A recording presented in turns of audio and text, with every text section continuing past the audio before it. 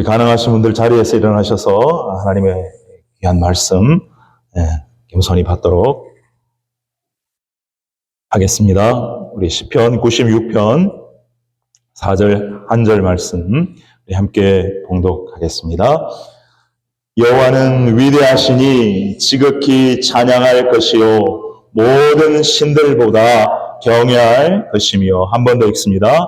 여호와는 위대하시니 지극히 찬양할 것이요 모든 신들보다 경외할 것이며.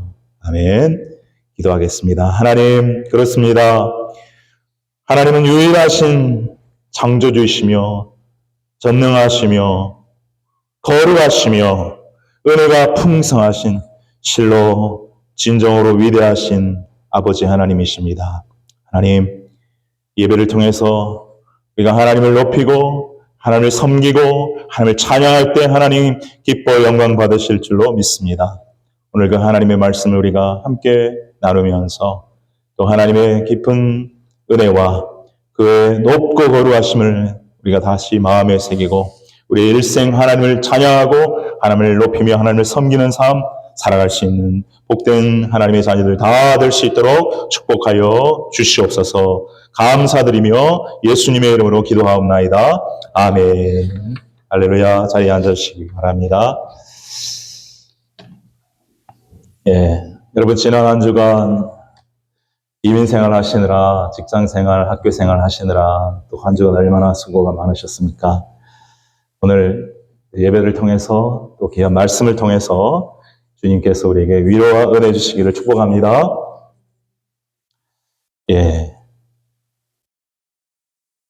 전에 제가 한번 이렇게 한번 해보자 했을 때 여러분 같이 하셨는데 기억나실지 모르겠습니다. God is good all the time 하면 이제 제가 God is good 하면 all the time 하시고 all the time 하시면 God is good 이렇게 아시겠죠? 제가 먼저 하겠습니다. God is good all the time. 하나님 좋으신 하나님. 이번에는 영어 잘 하시죠? good 대신에 great, 위대하신으로 바꿔서 해보겠습니다.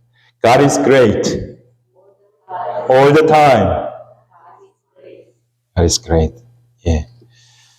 그렇습니다. 우리 하나님은 위대하신 하나님이시라고 오늘 말씀에서 선포하고 있습니다. 그 위대하신 하나님을 지극히 찬양하라, 섬기라, 따르라. 극진히, 지극하다는 말은 또 다른 데서 똑같은 데서 극진히 하나님을 찬양하고 섬기라 이렇게 되어 있는데요. 이 말씀을 묵상하는 가운데 혹시 여러분의 인생에서 우리가 다 하나님을 섬기는 사람들이지만 그래서 인간을 생각해 볼 때에 인간들도 있지 않습니까? 높으신 분, 존경할 만한 분, 귀한 분, 그럴 수 있지 않습니까? 그런 분들을 여러분의 인생에서 개인적으로 섬기고 모셔본 적이 있는가? 어떻습니까?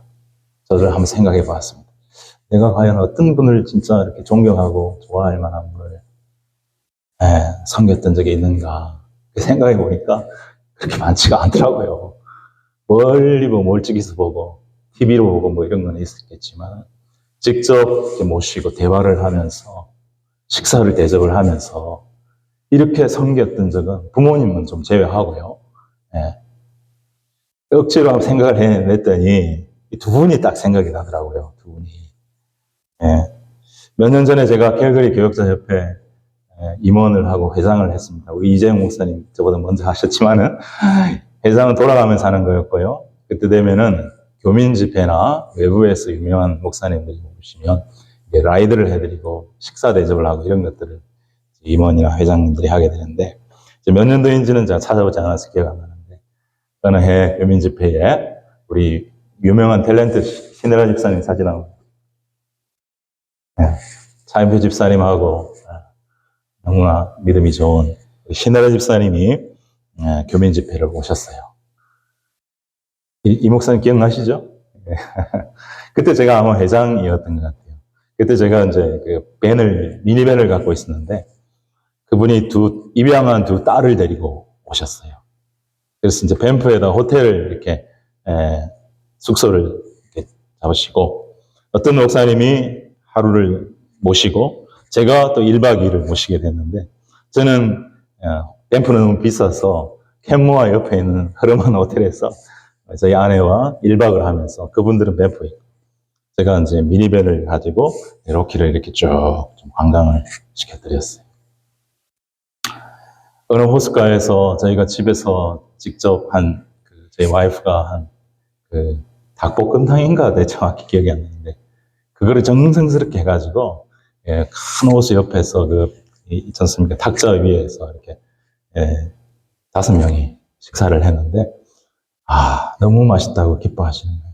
정말 유명하고 그런 분인데도 얼마나 소박하고, 참 믿음의 사람, 하나님의 사람으로서 겸손하시고, 얼굴이 밝고, 그때 집회 아마 참여하신 분들도 있으셨겠지만 또 귀한 은혜를 끼치시고 그러셨는데, 그때 그분이 높고 이렇다기보다는 참 귀한 분이다, 참 존경할 만한 분이다, 저보다 한 살 많지만 참 존경할 만한 분이다라는 생각이 저한테 확 들었어요.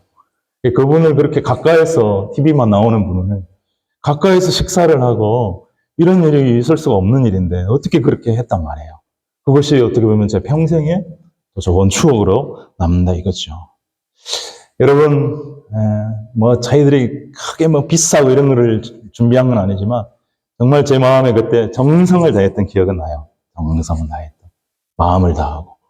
그런 태도.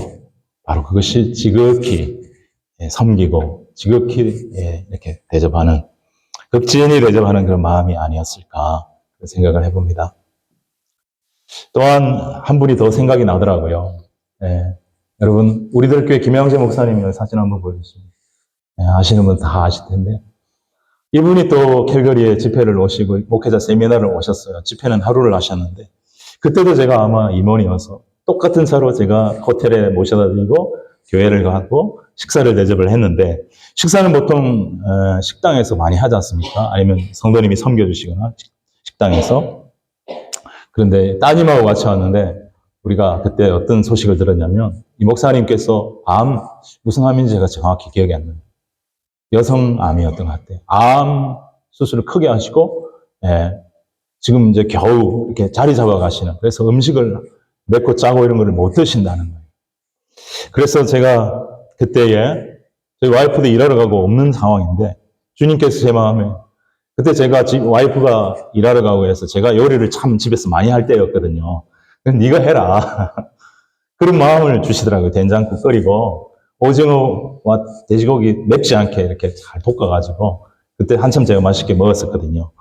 그거를 해서 또 여러 가지 반찬을 좀 이렇게 준비하고 해서 따님과 그 목사님 우리 집에 모셔서 제가 요리를 해가지고 직접 이렇게 섬겼어요.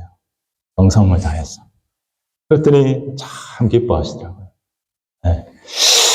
그때 제가 참 이렇게 귀한 분을, 존경스러운 분을 이렇게 참 이렇게 섬기는 것이 어떤 것인가 하는 것을 알게 되었죠. 여러분 어떻습니까? 여러분의 개인에 있어서 어떤 귀한 분을, 존경할 만한 분을 정성스럽게 섬기고, 또 이분을 따라야 되겠다, 이런 아름다운 믿음, 이러한 아름다운 삶의 모습을 따라야겠다, 이렇게 생각해 보신 적이 있냐는 것이죠. 자, 오늘 우리에게 주시는 하나님의 말씀은 시편 96편 4절 말씀인데, 이 말씀은 배경이 어떠냐면, 다윗 왕이 마침내 이스라엘의 하나님 여호와의 법궤가 저 이방에 있다가 마침내 예루살렘 성으로 들어오게 되었어요. 이런 여차저차한 이런 어려움 끝에 들어오게 되었을 때, 이 다윗 왕이 너무 기뻐가지고, 아시죠, 여러분? 사무엘 6장 14절에 보면 힘을 다해서 그 앞에서 춤을 추면서 기뻐하면서 이렇게 감사했던, 그 뒤에 그 제사장, 그 레위인들 중에 제사장 하는 분들도 있지만은 이렇게 성전을 섬기고 또 찬양하는 일에 종사하는 이런 분도 있었거든요. 그때 아삽이라고 하는 그 레위인을 포함해서 그의 형제들에게 감사 노래를 지으라고 했었어요. 바로 그때에 지었던 노래가 이 시편 96편의 말씀입니다. 시편 105편, 시편 96편, 시편 106편, 이게 부분적으로 이제 그때 지어진 노래인데 이것이 분산되어서 시편에 실렸던 거였죠. 자, 하나님은 위대하시니, 위대하신 하나님, 이 하나님을 찬양하라. 극진히 지극히 찬양하라.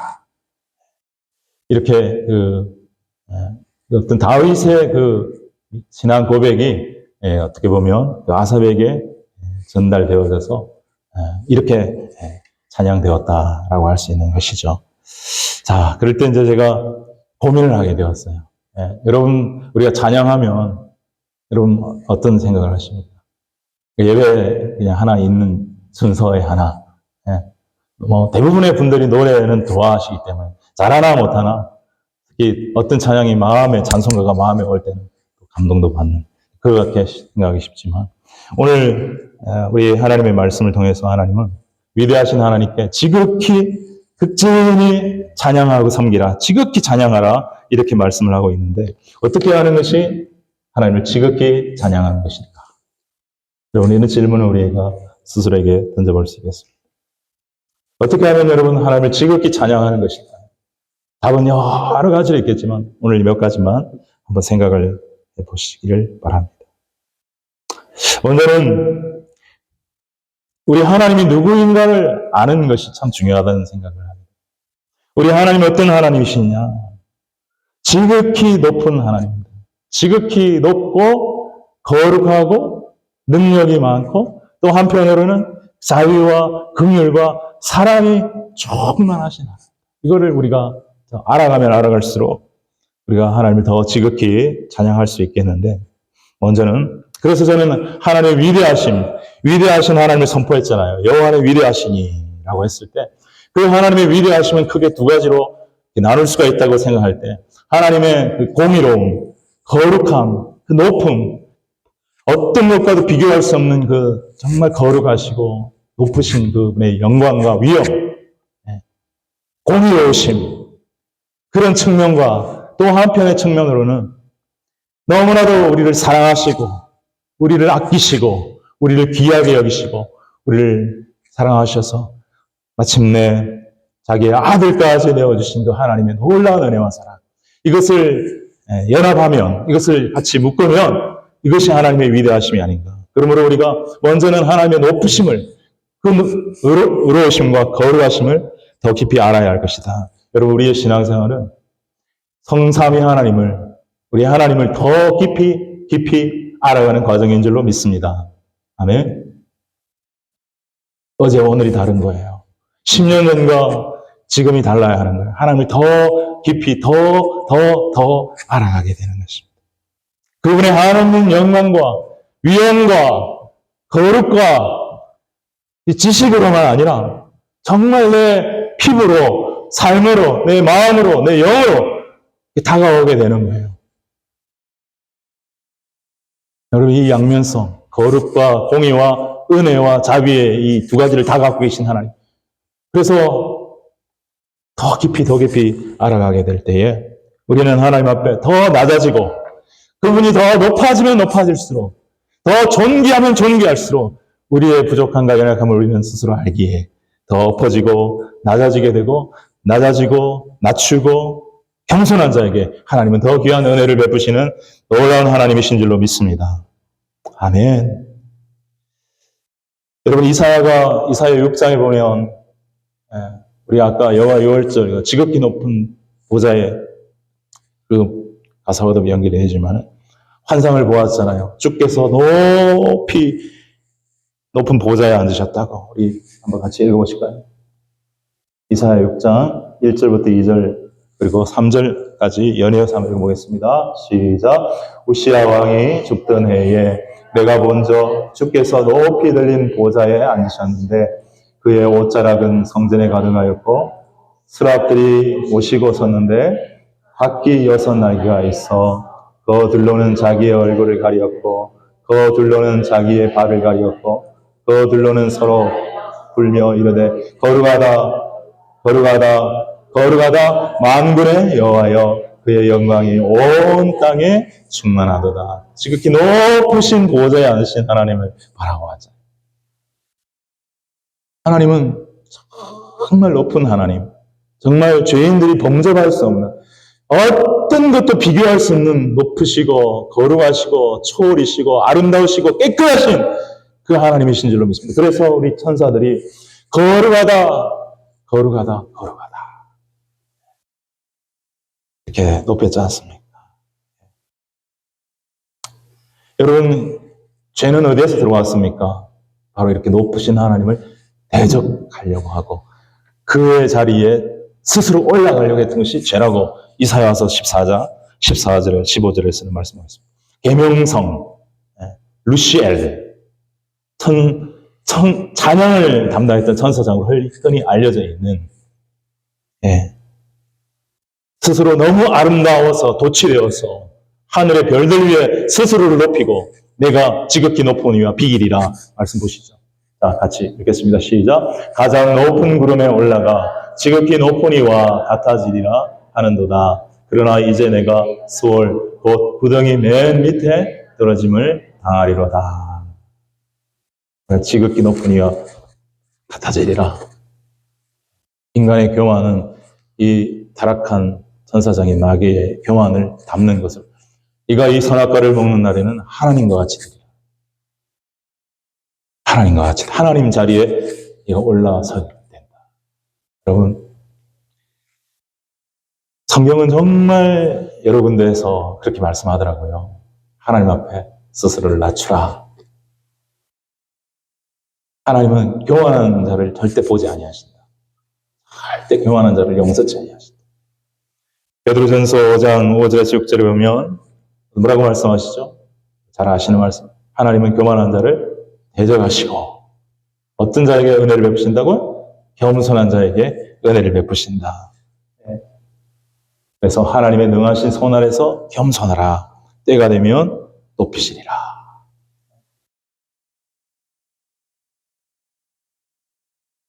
하나님의 높으신, 거룩하신, 알아가면 알아갈수록 그분의 깨끗하심을 알아가면 알수록 죄 짓는 것이 두려워지고 그렇게 되죠. 자, 민수기 24장 15절 16절에 보면 최근에 제가 은혜 받았던 말씀이 나오는데 한번 같이 보도록 하겠습니다. 민수기 24장 15절 16절, 이 발람이라고 하는 선지자, 발락 왕의 사주를 받아가지고 이제 이스라엘을 저주하라고 명령을 받았지만 어떻게 기도하다가 하나님을 보게 되고 음성을 듣게 되고 하나님의 영이 임해서 이스라엘을 축복하는 그런 일을 하게 되는 일을 합니다. 그때 이제 이렇게 자기가 고백을 합니다. 같이 읽겠습니다. 시작. 예언하여 이르기를 보울의 아들 발람이 말하며 눈을 감았던 자가 말하며 하나님의 말씀을 듣는 자가 말하며 지극히 높으신 자의 지식을 아는 자, 전능자의 환상을 보는 자, 엎드려서 눈을 뜬 자가 말하기를. 자, 여러분 여기 표현을 잘 보십시오. 발람은 영적으로 눈이 감겼던 자입니다. 눈을 감았던 자인데 저 마지막에 보면 엎드려서 눈을 뜬 자가 되었다. 전능하신 하나님, 높고 거룩하신 하나님 앞에 엎드렸더니 그 눈이 떠졌다는 것. 그래서 하나님의 말씀을 듣게 되었고 지극히 높으신 하나님에 대한 지식을 아는 자가 되었다. 전능자의 환상, 그분의 능력과 위엄과 영광을 보는 사람이 되었다. 여러분, 여기서 저는 정말 중요한 원리를 하나 깨달았습니다. 우리가 은혜를 받으려면 정말 어떤 마음의 자세가 필요하냐면, 여러분 우리가 죄가 있잖아요. 우리가 예수님 믿고 죄사함 받고 거듭났다 할지라도 역시 죄가 있잖아요. 그렇죠? 정말 여러분 우리가 귀한 은혜 받는 비결 중에 하나, 하나님을 깊이 만나는 비결 중에 하나는 하나님 앞에 바짝 엎드리십시오. 한번 따라하겠습니다. 하나님 앞에 바짝 엎드리자. 여러분 우리 하나님 앞에 바짝 엎드리고 또 회개하고 하나님의 자비와 긍휼과 은혜를 구하면 하나님께서 우리의 마음의 눈을, 영의 눈을 뜨게 하여 하나님의 영광을 보고 하나님을 더 깊이 알 수 있도록 은혜의 자리로 우리를 이끌어 가실 줄로 믿습니다. 여러분 그렇게 믿으십니까? 정말. 그래서 회개하고 복음을 믿어라. 예수님 그렇게 말씀하셨죠. 우리가 예수를 진짜 만나고 살아계신 하나님을 진짜 제대로 만나기 위해서는 꼭 회개를 통과해야 해요. 예. 그래서 예수님도 하나님과 본체이시고 동등하시지만 자기를 낮춰 종의 형체를 입고 죽기까지 순종하셨다고 그랬잖아요. 그러니까 빌립보서 2장 9절에서 어떻게 말씀하겠어요? 바짝 엎드리신 예수님, 십자가에 죽기까지 순종하신 예수님을 그가 지극히 높여, 할렐루야! 하나님 지극히 높여 모든 이름 위에 뛰어난 이름을 주셨다. 여러분, 우리 하나님의 이 높고 거룩하시고 위대하심을 더 깊이 알아감으로 말미암아 그분을 지극한 마음으로 찬양하며 감사하며 따라가며 살아가는 저와 여러분이 될 수 있기를 주님의 이름으로 축복합니다. 아멘. 두 번째는 그분의 또한 놀라운 자비와 긍휼과 은혜. 이스라엘 백성들이 그렇게 많은 반역을 하고 죄를 짓고 해도 하나님 다 그래도 물론 이렇게 칠 건 좀 치시지만 끝까지 포기하지 아니하시고 끝까지 이끄시고 끝까지 내려가시는 하나님의 은혜를 우리는 구약에서 보게 되는 것입니다. 아멘.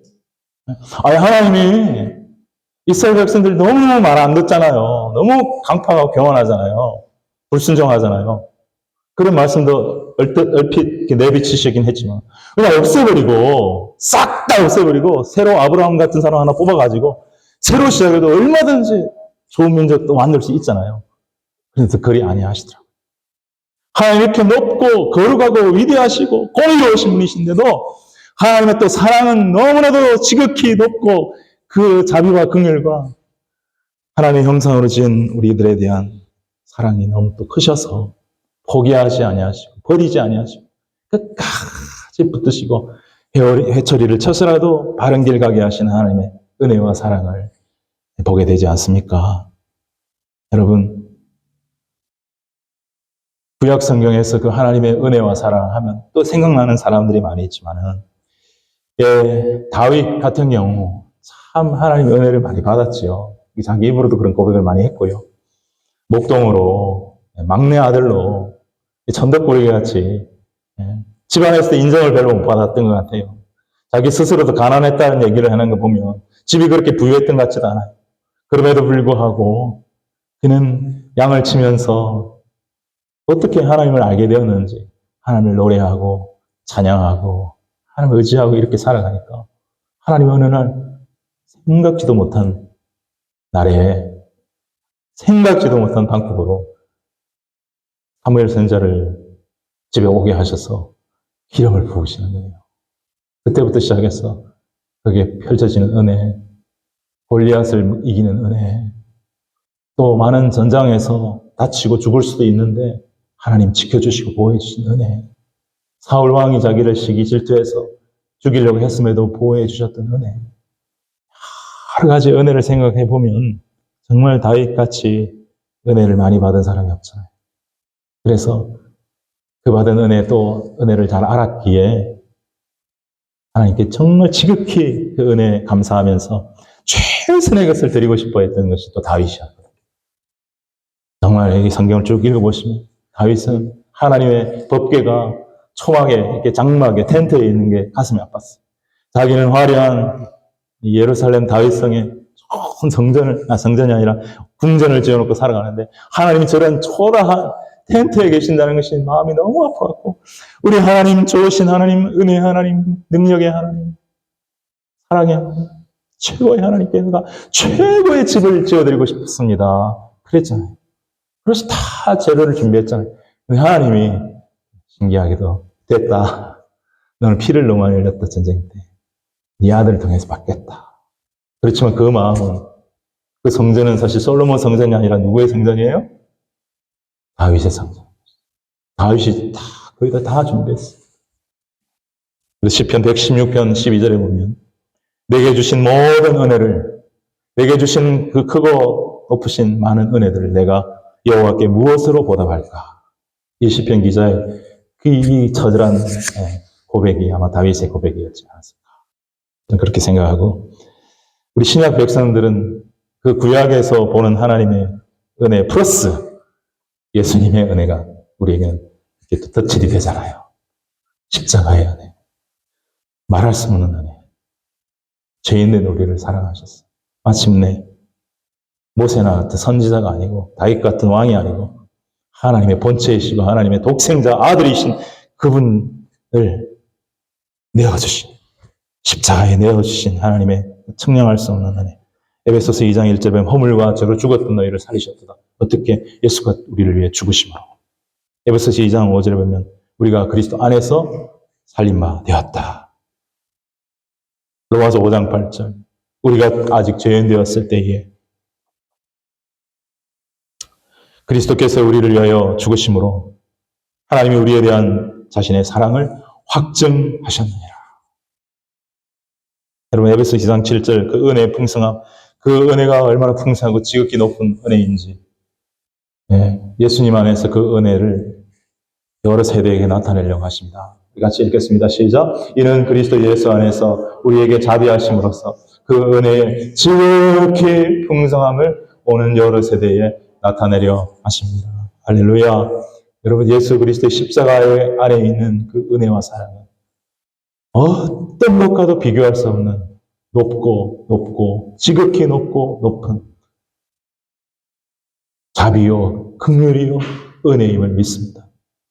그래서 세상에서 정말 손가락질하는 그 누구라도 세상에서 같은 죄를 지어서 너는 절대 용서받을 수 없는 죄인이라 할지라도 예수 그리스도의 십자가의 은혜 앞에 나와서 그분의 보혈의 터치를 받기만 하면 누구든지 용서받고 구원받아 하나님의 자녀가 되는 놀라운 은혜를 누리게 될 줄로 믿습니다. 네, 바로 이것이 우리가 알아야 할 하나님의 위대하심입니다. 하나님의 위대하심. 이 위대하심을 우리가 깊이 알아야 한다. 여러분 저는 제가 십자가를 통해서 예수님을 만났잖아요. 회개하면서 뜨겁게 예수님 만났잖아요. 1988년 4월 달에. 몇 년 흘렀습니까? 36년, 7년이 흘렀는데 가면 갈수록 십자가의 사랑이 더 제 마음속에 뜨겁게 타고 주님의 그 은혜가 그 사랑이 너무나 귀하다는 것을 새삼 새롭게 느낍니다. 여러분 어떻게 하면 지극히 우리가 하나님을 찬양하고 섬기고 따를 수 있을까? 이 위대하신 하나님을 더 깊이 알아가고 만나고 경험하셔서 그 위대하신 하나님 앞에 정말 여러분의 온 마음과 정성과 뜻을 다하여 이 지극하다 극진하다 뜻이 온 마음과 힘을 다하여 정성을 다한다 이 뜻 아닙니까? 그렇죠? 그렇게 그 하나님을 더욱더 섬겨갈 수 있는 그래서 그 하나님을 기쁘시게 해 드릴 수 있는 저와 여러분이 될 수 있기를 주님의 이름으로 축복합니다. 그러면 우리가 찬양을 통해서 어떻게 지극히 하나님을 극진히 하나님을 찬양할 수 있을까? 이 주제를 좀 좁혀온다면 먼저 우리의 마음이 하나님 앞에 그 지극히 높고 거룩하고 아름답고 영광스럽고 또 사랑과 은혜와 자비가 풍성하신 그 하나님을 예수님을 진짜 알아 우리의 마음이 지극한 마음이 될 때, 간절한 마음, 너무나도 감사한 마음이 될 때에 우리가 정말 하나님 앞에 바른 찬양을 드릴 수 있습니다. 어떤 목사님의 짧은 간증을 하나 들었습니다. 이분이 교육 전도사 시절에 전도사 시절에 어느 교회를 섬기는데 전 교인이 수련회를 가는데 한 성도가 은혜를 많이 받았습니다. 그 성도가 어느 날 전도사님한테 와서 전도사님 저 대예배 때에 꼭 너무 은혜가 가서 특성하고 싶습니다. 이런 특성하고. 그런데 문제가 생겼습니다. 이 목사님이 하는 말이 이 성도는 그 교회에서 알아주는 엄치였습니다. 박치였습니다. 그분 옆에 함께 같이 찬송을 하면은 함께 찬송 부르기 너무 힘들 만큼 그냥 알아서 혼자서 가는 분이었습니다. 그래서 딜레마가 생겼습니다. 이거 목사님한테 보고해서 허락을 받아야 되나 말아야 되는데 그래도 성도님이 은혜 받고 부탁하는 건데 얘기해야지 하고 담임 목사님한테 얘기를 했답니다. 그러니까 전도사님이 알아서 해요. 그런데 눈치가 하지 말라는 식으로 하지 말라는 말은 못하니까 목사님이 알아서 해요. 그러라는 거예요. 그래서 기도하는 가운데 전도사님이 어떻게 할까 고민하다 기도했는데 시켜라 하는 감동을 받았습니다. 그래서 진짜로 주일 예배 때 그 형제가 뜨거운 은혜를 받은 것을 가지고 나와서 찬양을 했는데 전도사님이 여기 있는데 목사님이 자기를 약간 째려보는 듯한 걸 느꼈답니다. 왜 저분을 세웠냐고. 그런데 그분이 찬양을 하기 시작했습니다. 역시나 음치박치였습니다. 그런데 놀라운 일이 났습니다. 진짜 은혜 받은 마음으로, 감사하는 마음으로, 사랑하는 마음으로 지극히 감사하는 마음으로 온 마음을 다해 찬양하는 것이 느껴지면서 그 음치박치의 찬양인데 온 성도가 다 함께 은혜 받고 눈물 바다가 되었다고 합니다. 상상할 수 없습니다. 저는 그걸 한번 보고 싶습니다. 그런 거예요. 여러분, 마음이 먼저, 내 마음이 지극히 그 하나님의 놀라운 사랑에 내 마음이 감사할 때에 우리가 지극한 찬양을 하나님께 돌림으로 우리가 하나님께 영광 돌릴 수 있을 줄로 믿고 하나님 기뻐 받으실 줄로 믿습니다. 마음이 없는 찬양, 입술만 뻥긋뻥긋하는 찬양. 그래서 정말 아까 우리 전사님이 예배가 형식이 되지 않게 하소서. 예배 때 감격이 없으면 찬송을 부르지도 않지만 불러도 입만 까딱까딱 그냥 음악 시간에 선생님 부르라니까 같이 노래 부르듯이 하는 그러한 찬송이 되면 하나님 기뻐 받지 아니하시겠다. 이 마음이 정말 하나님의 은혜에 대한 감사와 감격으로 충만해야 지극한 찬양을 올릴 수 있다라는 것이고요. 그 마음은 또한 밖으로 표현이 되어야 된다는 것. 성경이 말씀하고 있습니다. 어떻게 표현이 되어야 되느냐? 크게 두 가지로 표현이 되어야 되는데 하나는 소리로 표현이 되어야 되고 하나는 몸짓으로 표현이 되어야 된다. 이렇게 성경은 말씀하고 있습니다. 먼저 소리는 무엇입니까? 말할 것 없이 우리의 입술, 혀를 통한 목소리로 하나님을 찬양하는 것입니다. 성경에 너무 많이 있습니다. 또 소리로 찬양하는 것은 어떤 것이 있습니까? 악기를 연주하여 그 악기의 소리에 맞춰서 함께 노래로 찬양하는 것이죠. 그렇죠? 시편 150편 3절부터 4절을 같이 한번 읽겠습니다. 시작. 나팔 소리로 찬양하며 비파와 수금으로 찬양할지어다. 소고치며 춤추어 찬양하며 현악과 퉁소로 찬양할지어다. 아멘. 여러 가지 악기를 동원을 해서 정말 춤도 추면서 찬양하라. 자, 몸짓으로 찬양하라. 소리도 찬양하고 몸짓으로 찬양도 해라. 여러분, 우리 인간에게 주신 그 예술의 도구로서 가장 자연적인 게 뭔가 생각해 봤더니 여러분, 그림을 그리려면 물감이나 붓이 있어야 되는 도구가 필요하고 악기를 연주하려면 악기가 있어야 되는데 그렇지 않습니까? 미술, 또 음악, 특히 연주 그런 거 없이 어떤 도구도 없이 인간 자연스럽게 주신 것을 통해서 할 수 있는 예술이 뭐냐? 목소리, 노래. 반주가 없어도 돼요. 상관없어요. 노래가 정말 우리에게 주신 귀한 도구고요. 또 하나는 몸짓입니다. 작은 걸로 말하면 손뼉 치는 거, 손을 드는 거, 오늘 말하면 춤을 추는 거. 춤이 뭡니까? 요즘 무용이지 않습니까? 무용. 자, 시편 47편 1절과 134편 2절을 같이 한번 읽겠습니다. 자, 시작. 너희 만민들아 손바닥을 치고 즐거운 소리로 하나님께 외칠지어다. 성소를 향하여 너희 손을 들고 여호와를 송축하라. 아멘. 매번 그리지 않을 수 있지만 주신 은혜대로 때로는 손바닥을 치고 손뼉 치면서 또는 손을 들고 하나님 앞에 손을 들 때는 또 기도할 때도 손을 많이 들기도 하지만 찬양할 때 이건 좀 소극적이고 좀 제한적인 방법이고 역동적인 예배가 아니라 고요한 예배일 때는 우리가 적용할 수 있는 부분인데 우리가 기회가 만약 주어진다면 어떤 수련회를 간다.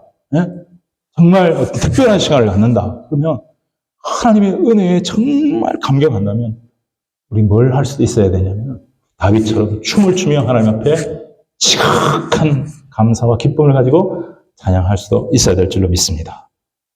시편 149편 3절과 150편 4절에 춤을 추며 찬양하라 나와 있는데 시편 149편 3절 같이 읽어보시죠. 시작. 2절 3절 시작. 이스라엘은 자기를 지으신 신으로 말미암아 즐거워하고 시온의 주민은 그들의 왕으로 말미암아 즐거워할지어다. 춤추며 그의 이름을 찬양하며 소와 수금으로 그를 찬양할지어다. 아멘. 하나님을 기뻐함으로 춤추는 거예요. 인간의 대부분의 춤은, 세속적 춤은 자기가 기뻐서 술 먹고 막 추는 춤은 하나님께 영광이 아니지만, 하나님을 알고 하나님의 은혜를 알고 그분의 사랑을 알며 하나님 기뻐하며 추는 춤은 하나님을 감동케 하는 춤인 줄로 믿습니다. 할렐루야. 그래서 우리가 잘 아는 사무엘하 6장 14절 말씀 한번 같이 읽어보시죠. 시작. 다윗이 여호와 앞에서 힘을 다하여 춤을 추는데 그때에 다윗이 배에 에봇을 입었더라. 다윗과 온 이스라엘 족속이 즐거이 환호하며 나팔을 불고 여호와의 궤를 메어오니라. 아멘. 저는 많은 목사님들의 설교를 통해서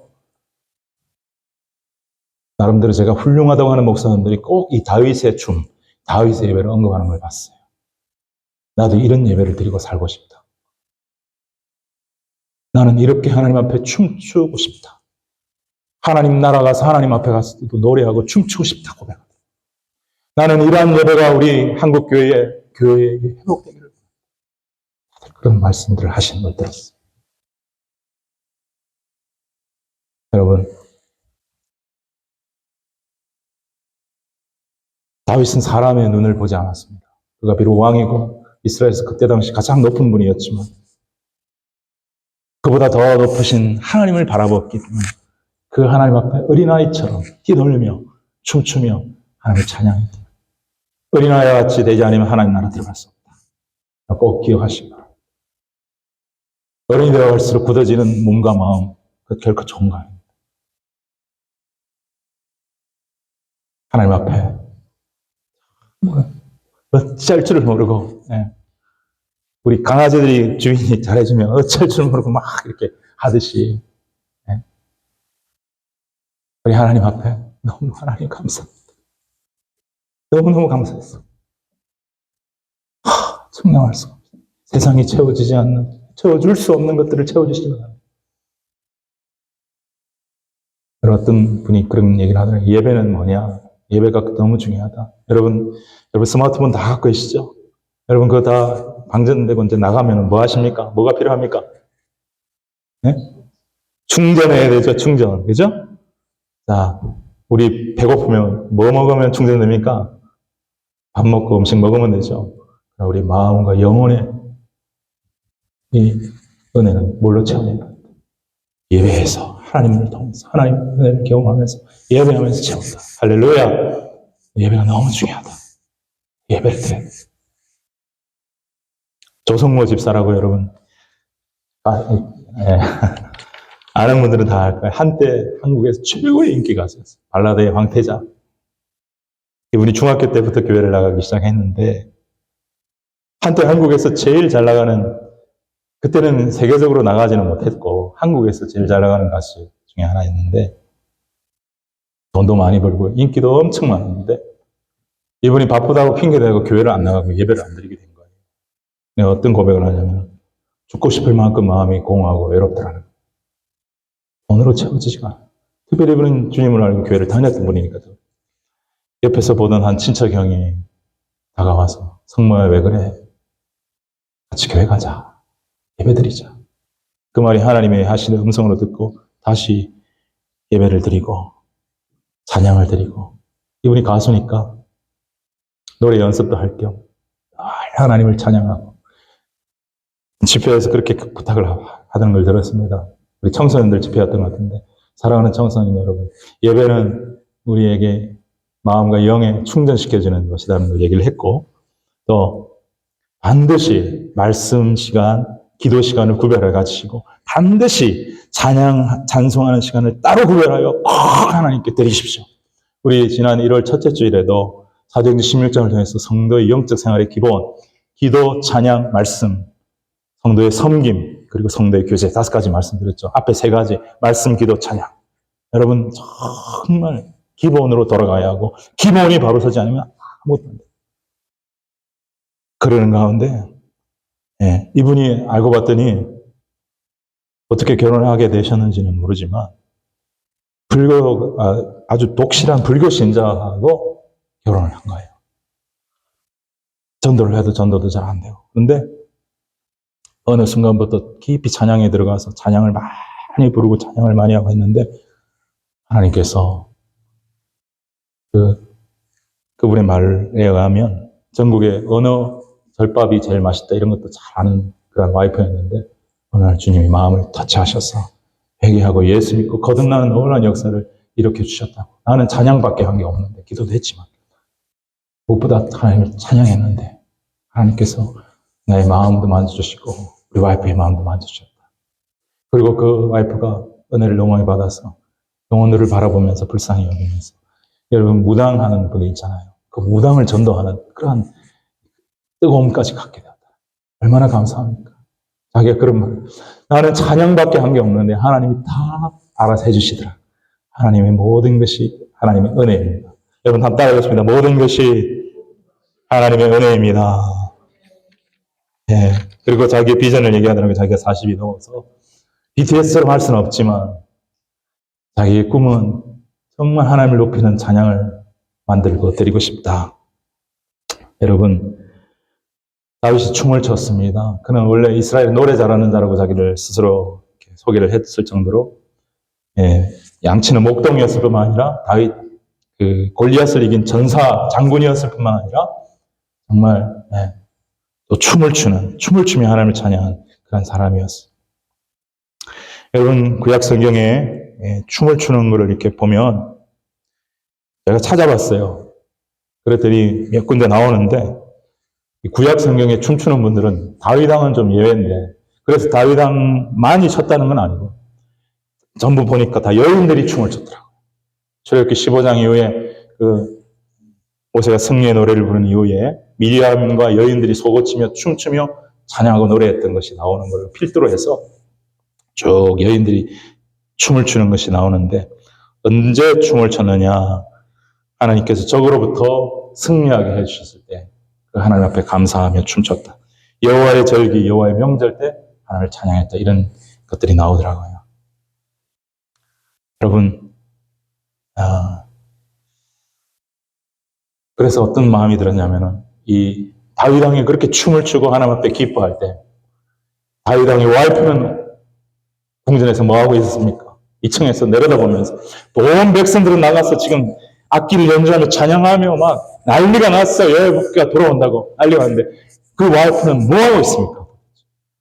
2층에서 왜 내려다보고 있습니까? 마음이 높다는 증거잖아요. 내려와야죠. 높으신 하나님 앞에 그는 이스라엘 백성 아닙니까? 내려와야죠. 그리고 그 여인들이 주로 춤췄다는 것이 성경에 나와 있듯이 다윗과 함께 뛰어서 춤추며 찬양하고 노래했더라면 아마 미갈은 그 이후에 또 하나님의 귀한 날로서 하나님의 영광을 나타내는 삶을 살았을 줄로 믿습니다. 어떻게 했습니까? 업신여기에 따랐습니다. 여러분 다윗 왕처럼 우리가 춤을 추면서 마음껏 찬양하는 그런 날도 올 수 있고 또 그런 은혜도 누리게 될 수 있기를 바라지만 또 우리가 손뼉을 치면서 손을 높이 들면서 하나님을 찬양하는 무엇보다 우리의 마음에 진정한 감사와 사랑을 드리면서 하나님을 찬양하는 그러한 찬양이 우리의 찬양이 되시기를 바라고 그러한 찬양을 통해서 하나님의 영광을 받으시고 그러한 찬양을 통해서 우리의 기도를 응답하시고 우리의 막혔던 문제를 해결해 주시는 하나님의 은혜를 깊이 깊이 경험하며 살아갈 수 있는 저와 여러분이 되시기를 주님의 이름으로 축원합니다. 좋은 일이 있었으면 찬양하는 게 아닙니다. 범사에 감사했던 것처럼 범사에 찬양할 수 있어야 합니다. 하나님께서 이 어려운 문제도 해결해 주시고 합력하여 선을 이루게 해 주실 줄 미리 믿고 하나님 앞에 감사드리고 찬양드리는 삶 하나님이 참 기뻐하실 줄 믿습니다. 말씀을 맺겠습니다. 결론은 뭐냐? 시편 150편 제일 마지막 절 시편의 결론이 뭐냐? 뭡니까? 이 말씀입니다. 같이 읽겠습니다. 호흡이 있는 자마다 여호와를 찬양할지어다. 할렐루야. 아멘. 여러분 찬양할 수 있는 조건 하나 호흡이 있는 자라면 누구나 할 수 있다. 그리고 이 말씀을 통해서 저에게 말씀하시고 도전하시고 죽는 날까지 너의 호흡이 이 세상에서 너의 육신의 호흡이 끊어맺히는 그 날까지 찬양할지어다. 할렐루야. 찬양하며 살아라. 어떤 병상이지. 그러면 이제 하나님 나라 들어가면 그때부터는 찬양의 잔치 속에 들어가게 됩니다. 춤추며 하나님을 찬양하게 될 줄 믿습니다. 저는 에덴 동산에서 그런 영적 상상력을 발휘해 보았습니다. 구약의 여성들이 주로 춤을 추는 것을 생각해 볼 때, 타락하기 전에 아담과 하와가 하나님을 섬길 때, 아담은 하나님께 찬양을 부를 때, 하와는 또 아름다운 춤으로 하나님께 영광을 돌렸다면 얼마나 아름다웠을까, 하나님께 기뻐하셨을까, 그 생각을 해보았습니다. 사랑하는 여러분, 올 한 해 하나님께서 저에게 계속 저희 교회를 향해서, 우리 성도님을 향해서 찬양을 뜨겁게 하라, 찬양을 회복하라, 찬양을 통해서 하나님을, 살아계신 하나님을 만나라, 그런 도전과 은혜를 주시는 줄로 믿습니다. 여러분, 찬양을 회복하십시오. 찬양을 통해서 놀라운 하나님의 은혜를 경험하는 한 해가 될 수 있기를 바랍니다. 우리가 찬송 같이 부르겠습니다. 찬송가 79장, 우리 같이 찬송.